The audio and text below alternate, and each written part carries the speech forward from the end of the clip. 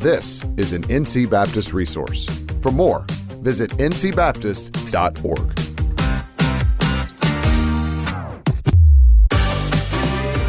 Welcome to the NC Baptist Podcast, the podcast designed to engage with ministry leaders around topics that will explore approaches and resources to help us be on mission together.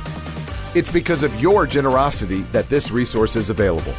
Learn more at ncbaptist.org/give or contact us at communications@ncbaptist.org. Well, thanks for tuning in to the NC Baptist Podcast today. I'm Brian Upshaw. I serve as the Associate Executive Director, Treasurer, and Director of the Ministry Strategies Group here with NC Baptist. And joining me today is my friend Matt Capps. Matt's the pastor at Fairview Baptist Church in Apex, North Carolina. Matt's in his 8th year there. And he is an author as well, writing for Thomas Nelson Publishers, coming out in 2023, the Timeless Truths Study Bible, which he's edited. And then another book on beauty and spiritual formation coming out with Broadman and Holman later in 2024. Matt, welcome to the podcast. It's so good to be here. Thanks for having me this morning. Making disciples and making leaders. What's the difference? That's what we're going to talk about today. Disciple making and leadership development are both hot topics in church circles today, and unfortunately, they're rarely discussed together. The separation can lead to deficient views and approaches to both discipleship and leadership development. Matt, I know this is a topic you're passionate about because you model it in your church. And in a 2022 study conducted by Lifeway Research called The Greatest Needs of Pastors, pastors identified developing leaders and volunteers as their top priority. They also noted training existing leaders and volunteers as their third greatest need. So Matt, tell me, why do you think this is such a pressing issue for pastors, and what are some of the challenges that pastors face in developing leaders? There's two ways I'll answer that. I think it's a pressing issue for pastors, first because it's a biblical command. I think, one, pastors are called to equip other pastors or elders. I think about Titus, who was the Gentile led to faith by Paul, was a companion of Paul, and then was a leader in the early church. And you read in Titus 1:5 where Paul exhorts Titus to, he leaves him in Crete and says, I want you to put to order what remains, and I want you to appoint elders in every town. And so part of the apostolic church multiplication plan is to train up other elders in churches and to follow that pattern. I think it's necessary that we as pastors spend time training and equipping other pastors. So you have, on the one hand, pastors equipping other pastors, and two, I think pastors equipping all of the saints to do the work of the ministry. And that's Ephesians 4. We all know that. And he gave to the apostles, the prophets, the evangelists, and to the shepherds and teachers to equip the saints for the work of the ministry, to build up the body of Christ.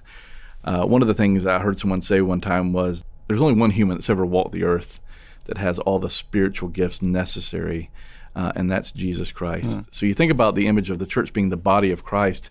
The pastor is just one part of that body, and he is called, I believe, to oversee that body of believers, but also to equip and train everyone in the church to do the work of the ministry, and that's how the church flourishes. So on the one hand, this issue is pressing because it's a biblical command, but I think, too, it's complicated because I think all of us have demands in the ministry week to week, whether it's weekly sermons to write or teaching to prepare, meetings to lead, or processes that need our attention. And then you have the things that pop up that we don't plan for, the funerals, the weddings, the visitation, the counseling. So all of that together, you have the biblical commands, the complications of week-to-week ministry. And so I think it's pressing because we have to make it a priority. We have to make it a priority in our ministry to do these things, to develop leaders within our church for the health of the church as a whole, but also for the advance of the kingdom. Mm-hmm. Yeah, that's great. And that brings to the point, you raising all these biblical examples of leadership development, that really leadership and discipleship are linked in the Bible. So how are they linked? And then what is the danger of separating these two issues? Yeah, so if I were to try to define discipleship, and maybe you can help me do this, I would think it's the the intentional process of exhorting and encouraging others to grow in their Christ-likeness through the application of Scripture, right? So it involves accountability. So that's both fighting sin and pursuing righteousness. Mm-hmm. That's, in a broad definition, what discipleship is. So you think about people who are leaders in the local church, they have to meet certain character qualifications, scriptural qualifications for the role. So you think about 1 Timothy and Titus, you have these qualifications for pastors and deacons. And I would even encourage pastors, if you're listening, brothers, use those passages specifically regarding deacons to qualify your committee members and your teachers, because while the qualifications outlined for those roles are not extraordinary, and this is what D.A. Carson said one time. I remember reading this. He said that the most extraordinary thing about the biblical prerequisites for leaders is they're not at all extraordinary. And what he meant is you can find the same exhortations regarding character for all believers elsewhere in the New Testament. That's good. Other than, able to teach and not a new convert for elders. But leaders are those who exemplify and demonstrate the characteristics we'd like to see in every disciple. So you look around and you say, this guy, this woman, they exemplify what we think a true disciple should be modeling in the Christian life. If you separate the two, if you separate discipleship and leadership development, you could have on the one end men and women who are great at organizational leadership but lack the character. And if they don't have the character, that makes it very difficult for them to sustain that role long term and could cause a lot of damage in your church.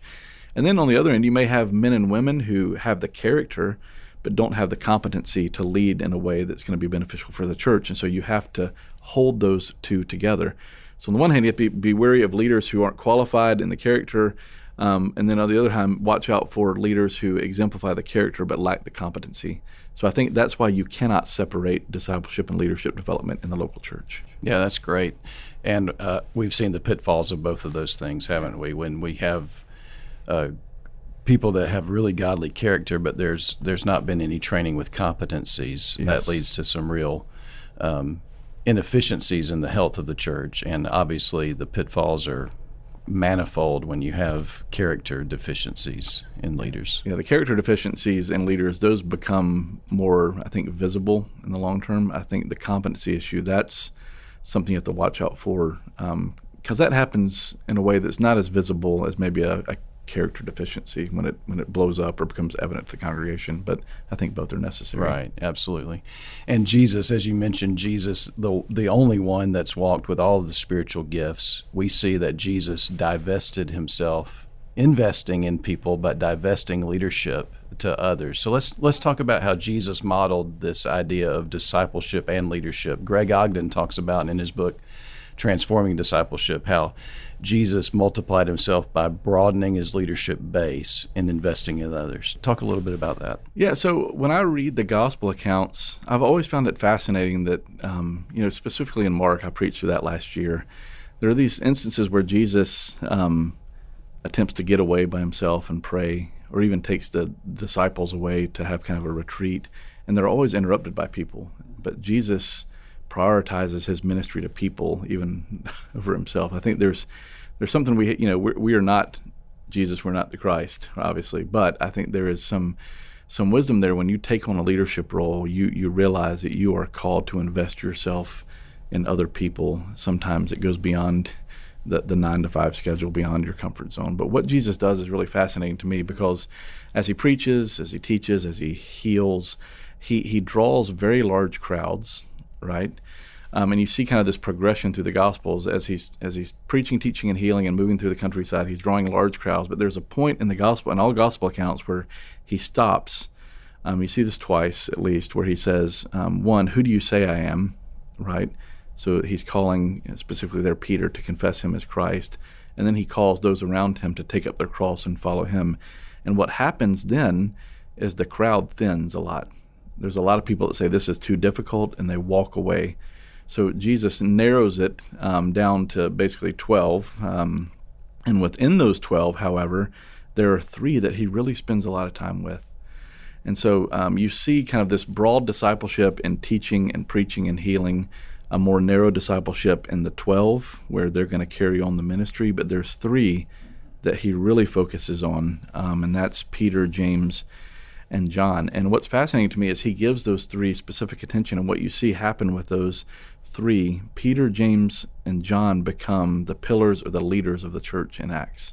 Right. And so there's almost different levels of investment, you could say, in the discipleship that Jesus has with his leaders. So first, you have to make the cost and the call clear to your leaders, right? Take up your cross, confess who I am. But then even more, I think as a leader, you have to invest in a few above the rest, because all of us have limited time and energy. I mean, let's just confess it. We all have limited time and energy, and so you have to make decisions on who you're going to invest most of your time in. Mm-hmm. Yeah, no doubt. And I know that's kind of true of your journey, right? As a leader and as a pastor, mm-hmm. I know some of your testimony, some of your background that you've shared with me personally, but in your own journey, how did your church help develop you as a leader? Yeah, so I think back to my time in seminary. I was a pastoral intern at Calvary Baptist Church in Winston-Salem. They had a pastoral internship program, and in that program, the senior pastor, then Al Gilbert, and the associate pastor, then Will Taburin, gave me a lot of attention that involved my formation as a pastor. And what that looked like was kind of a more intimate focus, developing my own gifts, pointing out my weaknesses, giving me opportunities to preach and teach with feedback, giving me opportunities to lead ministry teams and even meetings, and also including me in discussions and allowing me to accompany them in circumstances where I would grow in my understanding of kind of on-the-ground ministry, everyday ministry. And I would say even as a lead pastor now, my church has allowed me the room to grow into my role and showed me grace in areas where I've needed it, where I've made mistakes.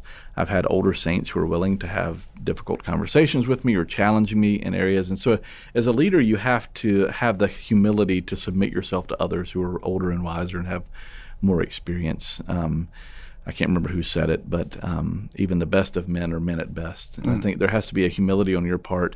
You may be the most educated theologically in the room, but that doesn't necessarily mean that you are the wisest experientially. So I think, one, find older saints, older pastors may be able to mentor you, but also submit yourself to the older saints in your church that may have a perspective you don't, and may have experiences you don't, and learn from them. No, that's great. That's great. So thinking about your own local church now, how are you seeing leaders developed at Fairview and then also at the churches of your peers? Yeah, so if you think about from a church-wide level, congregationally, one of the things we do at Fairview is we host leadership trainings, sometimes quarterly, sometimes a couple times a year, where we focus on specific areas of need in the congregation. So we've done evangelism training several times. We've done teacher trainings where we bring in someone who is well known as a trainer of teachers to help our people understand the best ways to teach and lead a community group, how to minister to people in that setting. And oftentimes those are experts, whether it's state convention leaders or seminary professors or other pastors that we feel would be beneficial for our church to hear from, again, to equip the saints for the work of the ministry. I think about the church staff. The way we kind of lead in that area is, one, I always have an open door policy with members of the team to come and wrestle through ideas they have or maybe struggles they're trying to navigate. We have quarterly goals and feedback that we do with our staff, where we are helping them think through the things they want to accomplish and work through the areas where they're struggling or need help. We have weekly staff meetings where we work through our projects and where feedback and issues are discussed. We have during those staff meetings, weekly book discussions. And a lot of times I'll choose a book for us to read that deals with leadership organizationally or with people, or we read books on discipleship or ecclesiology to help us grow in our understanding together. And then our church provides, I would say, a very healthy budget line for conferences, books, and continuing education. So, I know you have the discipleship conference coming up. That's one of the things that we'll be at as a staff, and you can choose different breakout sessions that are beneficial for you and your specific role. And so that's kind of how we approach it as a church, and I think it's similar to other churches as well. Yeah, that's good. And I just want to point out for the listener that Fairview is what I would consider a normative size NC Baptist church. So we're not talking about a church that necessarily has a large budget. Right. They have just chosen to invest in leadership development. Yeah, we've made it a priority. That took time to lead in that direction. But I would even say that the things that we offer our staff and our members is equivalent to what you might expect of a church much larger than ours. But that, again, brothers, if you're listening to this, you're thinking, I can't do that. Just know it takes time to get there, to lead in that direction. Yeah. Well, as Matt mentioned, NC Baptists are committed to disciple making and equipping leaders. So let's take a quick break and hear about an opportunity churches have to be inspired and equipped.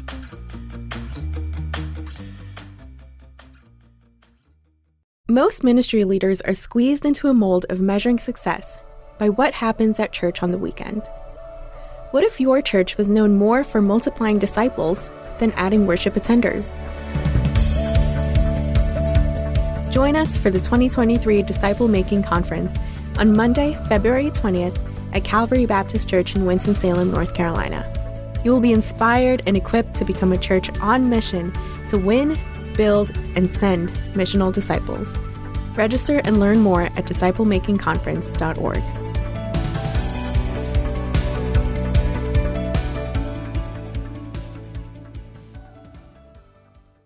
So, Matt, you've heard of our vision of being a movement of churches on mission together. We really are passionate about seeing our churches come together to create a sending culture in North Carolina where we are very serious about the mission of God and multiplying everything, multiplying small groups in churches, multiplying disciples, multiplying churches through church planting, and multiplying the kingdom through sending missionaries. So, thinking about this topic of discipleship and leadership, how do those two disciplines of discipleship and leadership development, how do they contribute to creating a sending culture in the church?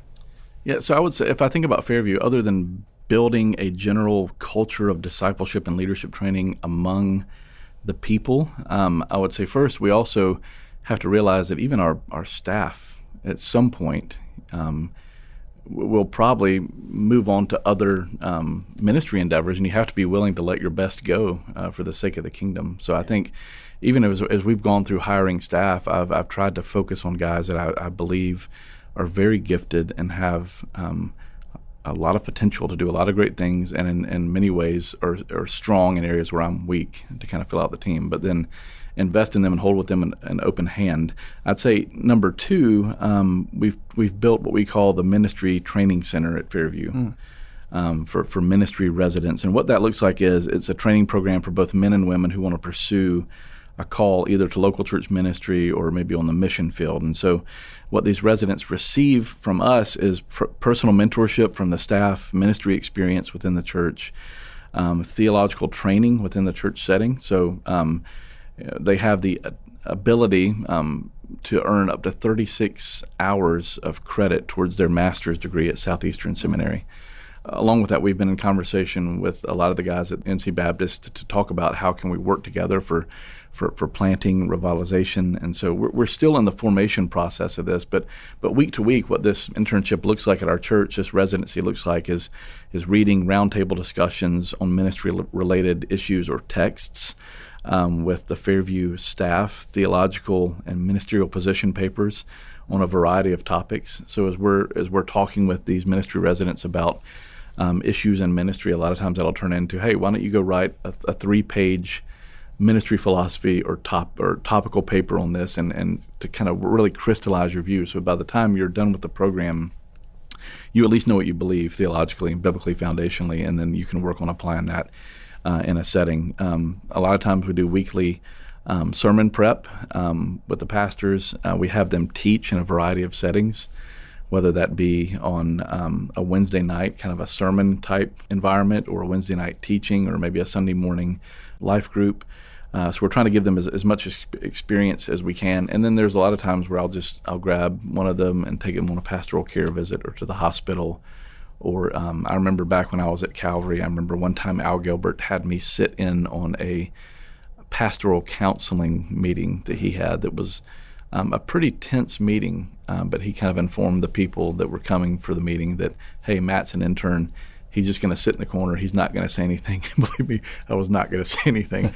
I just wanted to be there and to be in that situation and to hear how he shepherded them through those ideas. So the idea there for us for the internship, for the ministry residency, is to give them practical experience, to give them kind of the theological backbone, if you will. They can earn credit, and then we're working with you guys to think about how can we release these men and women into the field for ministry.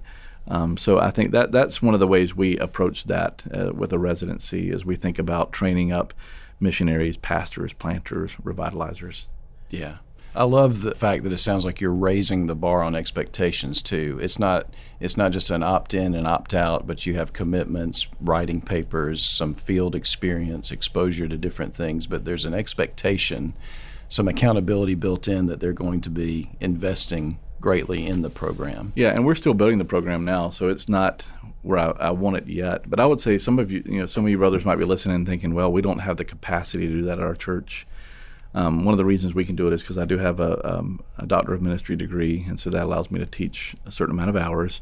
But I've seen other brothers. I noticed that recently Jordan Willard announced that within their association they're doing something similar, a ministry training residency with the Equip program with Southeastern. So I think there's other ways to accomplish it with churches around you as well. So I would say begin to explore those options and think about how you might be able to develop a ministry training residency, either in your church or in your association. Yeah, and we're very committed as NC Baptist to seeing a culture of sending senders, and so we want to do anything we can to come alongside local churches and associations and help them to build these ministry pipelines. Yeah, we've had great conversations with Mike Pittman as well about how we can look to the future and plant. I mean, Fairview Baptist Church is a plant. It's 30 years old, but it was planted by 3 other churches, so it's in our DNA. We just haven't done it in a long time. Yeah. And so I'm thankful for you guys and how you're coming alongside of us and helping us think through that now. Yeah, praise God. Praise God for that. So what does change, Matt, in the local church, in the culture of your local church? What changes when you make leadership development a part of that disciple-making strategy? So let me say this. Like I said a minute ago, brothers, if you're listening to this and you're concerned about you don't know where to start, this takes time. It really does. You have to build this culture, and it takes time to change the culture of a church. But I think once people catch the vision for what you're trying to accomplish and catch a kingdom mindset of being on mission together, you're going to see excitement from the church about investing in the kingdom. You'll see leaders, potential leaders, attracted to your church. God will bring them. I remember praying when I first got to Fairview, God, we need a woman here that is trained in biblical counseling to help with some issues that I don't feel trained in, and I don't think it's wise for me to enter into some of these relationships, counseling relationships, long-term with women, and God sent someone. Wow. Praying that, God, we need men that are elder types that can help with this ministry training center and with some other endeavors that we'd like to accomplish, and then God sends them, and they show up at church, right? So I think you pray for that. You begin to build. The people get excited. You'll see leaders attracted to your church. And then your potential for kingdom impact expands as you equip more and more saints to do the work of the ministry. So as you build slowly, you'll see your impact expand because you have more people involved in doing the work. So the focus in your church has to shift from being, what does the church do for me, to how can I help the church impact the kingdom, right? Yeah. And so that's a major shift that has to happen in the mindset of your people. And it can happen. It feels, you're thinking about some of your people and thinking that's never going to happen. It can. God can change people's hearts and minds and open their eyes to see things that can be accomplished. And I think in doing that, your members will feel more empowered and equipped to do the things that are outside their comfort zone, and they're going to sense the support of the congregation as a whole behind them to take those risks, if you will. Yeah. It really goes back to that Ephesians 4 calling you talked about earlier, that as pastors or church leaders, we are here to equip the saints for ministry and embedding that mindset into the culture of the church. Yeah. Okay, so now for the question that I always get, Matt, when I'm talking about leadership development in church circles, there's usually somebody in the room that feels this tension between, well, if I'm called by God, that might be all I need, or Man, you guys are talking so much about leadership. Where is the call of God in that? So talk about the relationship between the calling of God on a person's life and the development of leaders. Do we wait for somebody to raise their hand and say, I'm called, and then we start developing them? Or can calling flow out of leadership development? Yeah, I think it's almost a both and. I mean, you have to be sensitive to the work of the Spirit. You have to have your eye on the people in your congregation. Again, there's scriptural qualifications for leaders, right? Where somebody may feel called to do this or that, but you examine their character and think, there's some work to be done here first. Or you have somebody that has the character, and you realize maybe they don't believe in themselves or they don't have the competency. I can help them there. I can help raise them up for the work that God may be calling them to do. So I think one of the first things you have to understand is if Christ calls someone to be a disciple, that means necessarily that if they're a disciple, they're called to make disciples. And so that's kind of where you have to start. Every member in the church has been given gifts by the Spirit, and one of your roles as the pastor or leader there is to train them, to equip them to employ those gifts in the work of the ministry. As we said earlier, God doesn't just kind of call you to do the work of the ministry as the leader. He calls you to equip the saints for the work of the ministry. That's good.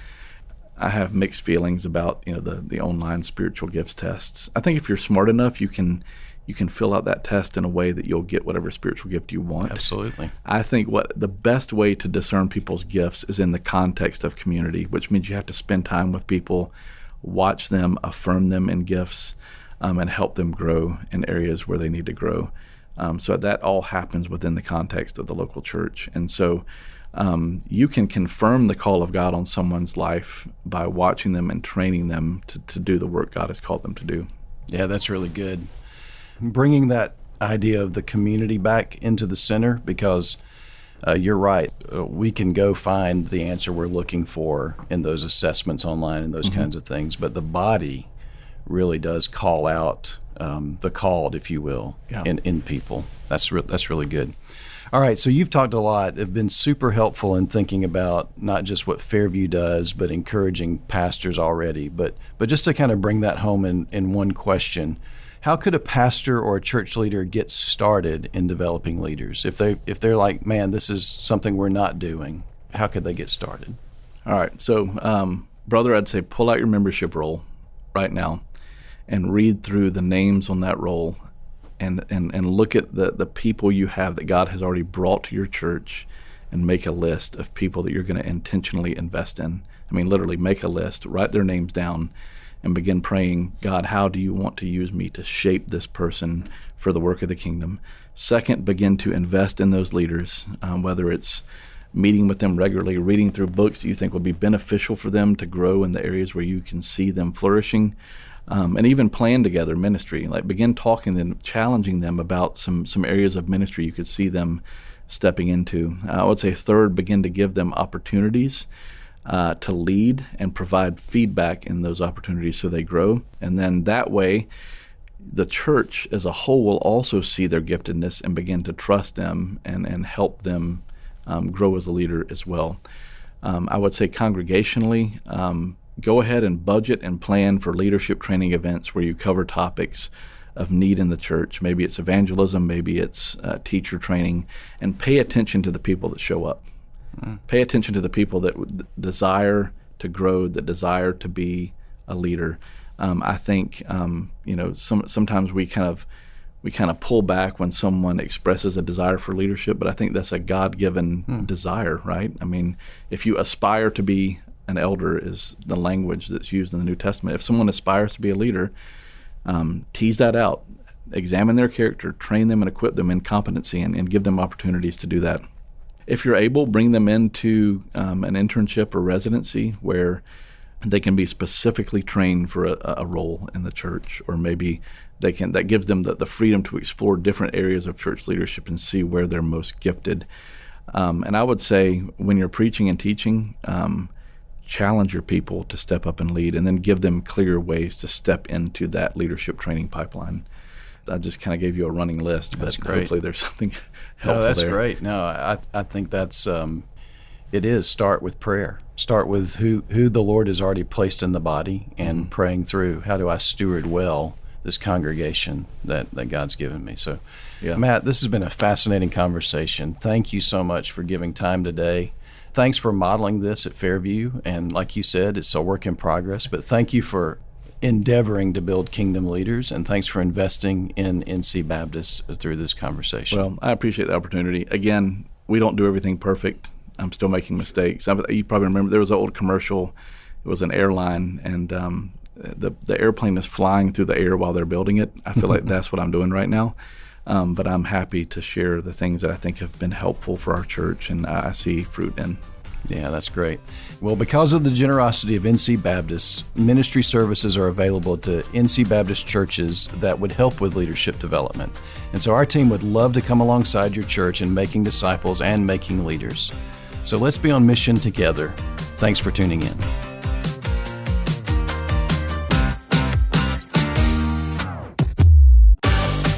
Thank you for joining us today. Because of your generosity to NC Baptist, this podcast, along with other helpful resources, are made available for you. Learn more by visiting ncbaptist.org/give.